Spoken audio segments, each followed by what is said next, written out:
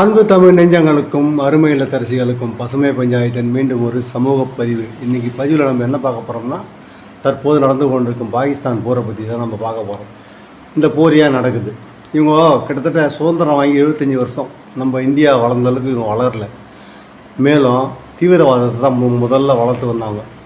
அதாவது அடுத்தவனுக்கு கெடுதல் செஞ்சே பழக்கப்பட்ட நாடு பாகிஸ்தான். ஒரு மனிதாபிமானம், மனித நேயம் அங்கே எதுவுமே இருக்காது.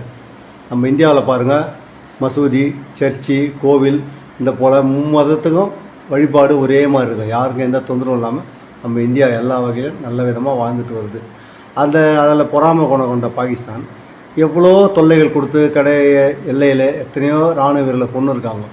எல்லாவற்றுக்கும் இந்தியா பொறுமையாக தன்னுடைய சகிப்புத்தன்மையை வெளிக்கொண்டு வந்து இந்த நாட்டு மீது போர் தொடுக்கக்கூடாத அளவுக்கு எவ்வளோ பொறுத்து தான் போனாங்க. சமீபத்தில் பார்த்திங்கன்னா ஒரு 27 சுற்றுலா பயணிகள் அவங்க என்ன பாவம் பண்ணாங்க? அவங்க இயற்கையை ரசிக்க போனவங்கள அநியாயமாக கொன்று அவர் இங்கே போய் இவங்க பிரதமர்கிட்ட சொல்லுங்கள் அப்படின்னு உச்சக்கட்ட வெறுப்பை கக்கி வச்சுருந்தாங்க பாகிஸ்தான். பாகிஸ்தான் சொல்கிறத விட பாகிஸ்தான் தீவிரவாதி சொல்லலாம். அப்போ ஒரு தீவிரவாதி வளர்றான்னா அந்த நாடு அந்த தீவிரவாதிக்கு இடம் கொடுக்கலாமா? கொடுக்கக்கூடாது. அப்படி கொடுத்து நச்சு கிருமிகள்லாம் நீ வளர்த்து வச்சுருந்தா அவன் பண்ணுற அனைத்து செயல்களும் உன் நாட்டு பேர் தான் செய்கிறோம். உன் நாட்டை பற்றி தான் சொல்லுவாங்க, இந்த நாட்டில் தான்ப்பா இவ்வளோ தீவிரவாதி இருக்காங்க அப்படின்னு சொல்லுவாங்க. அதனால் இப்போது மணி 10:45 இருக்கும். இவங்க என்ன பண்ணாங்க, இப்போ அந்த தீவிரவாதி இலக்கை மட்டும் தான் அடித்தாங்க. இந்தியாவை வந்து கரெக்டாக ஸ்கெட்சு போட்டு தீவிரவாதி எங்கே இருக்கான் அந்த மட்டும் தான் அடித்தாங்க. மக்களுக்கோ அந்த நாட்டுக்கோ தொல்லை கொடுக்கல. ஆனால் அவங்க அந்த வரம்பை மீறி தற்போது தன்னுடைய போரை ஆரம்பிச்சுட்டாங்க. முதல்ல அவரை ஆரம்பித்தாங்க. அடுத்தது இந்தியா வந்து அதை முறைப்படி சொல்லிவிட்டு ஆரம்பிச்சிருக்காங்க. ஆனால் அவனுங்க அனுப்புகிற எந்த மிசைலும் இந்தியா உள்ள நுழைய முடியல. ஒரு மிசைல் உள்ளே போய் அவனுங்க இலக்கையே அடிச்சுட்டு வந்திருக்கு, அதை அவனுங்களால் தடுக்க முடியல. ஆனால் அவனுங்களை அனுப்புகிற எந்த மிசைலையும் இந்தியா உள்ள வர முடியல. இதுலேருந்து என்னன்னு தெரியுது பார்த்தீங்களா? தர்மம் ஜெயிக்கும். அப்படி தர்மம் ஜெயிக்கும்போது இன்னும் பாருங்கள், இன்றைக்கி நைட்டு இல்லை நாளைக்கு 2 நாளுக்குள்ளே அவங்க கதை பாதி முடிஞ்சிடும். இதில் பாவம் அந்த பாகிஸ்தான் மக்கள் பாதிக்கப்படுறாங்க. அவங்க என்ன பாவம் பண்ணாங்க? ஒரு சராசரி மனுஷன் ஒரு நாட்டில் பாதிக்கப்படும் போது அது பெரிய சோகம்.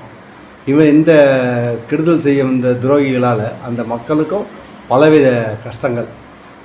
இப்போது அதுக்கு பதிலடியாக தான் நம்ம இந்தியா அருமையாக உண்மையிலேயேங்க இந்திய இராணுவமும் சரி இந்தியாவும் சரி மனித நேயத்தில் உலகத்திலே நம்பர் 1 நம்ம இந்தியா தான், சரிங்களா? ஆகவே இந்தியாவை யார் தொட்டாலும் அவங்க கெட்டு போயிடுவாங்க. அது மாதிரி தான் இப்போ சமீபத்தில் இப்போ பாருங்கள், நீங்கள் நியூஸ் ஓடிட்டுருக்கு. அந்த எல்லா வித தீங்குகளையும் செஞ்சுட்டு அந்த தீங்குக்கு இன்னி வரைக்கும் ஒரு சரியான விளக்கம் கொடுக்காம போரையும் தொடங்கி இருக்கிறாங்க.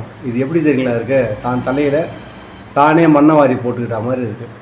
இது போல் அயோக்கியர்களை அழிச்சாதான் உலக நாடுகள் மற்ற நாடுகள் மீது ஒழுங்குமுறையாக நடந்துப்பாங்க. உன்னுடைய நாட்டை வச்சுக்கிட்டு நீ நிம்மதியாக வாழ தெரியல, அடுத்தவன் நாட்டில் அத்தை கொடு இத்தை கொடுன்னு பொறாமையில் வெம்பி சாவறீங்க.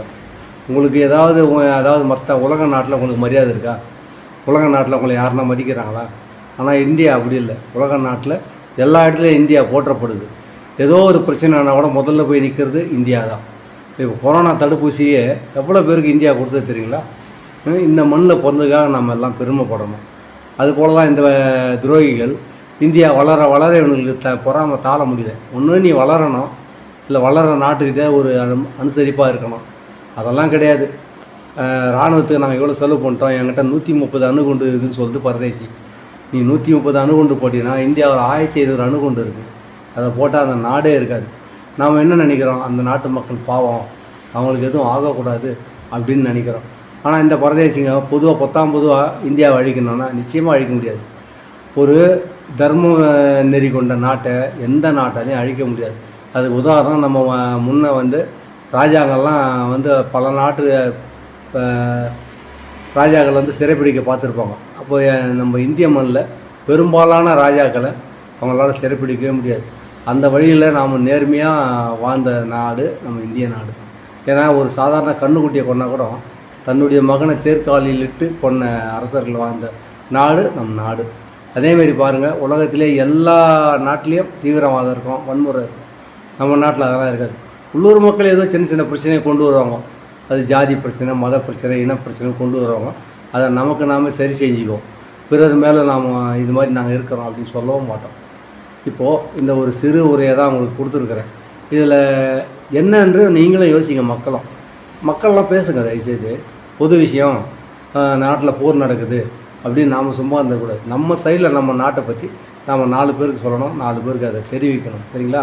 இப்போ பொழுது விடித்துக்குள்ளே பாருங்கள், பாகிஸ்தான் கதி அதோ கதி ஆகிடும்.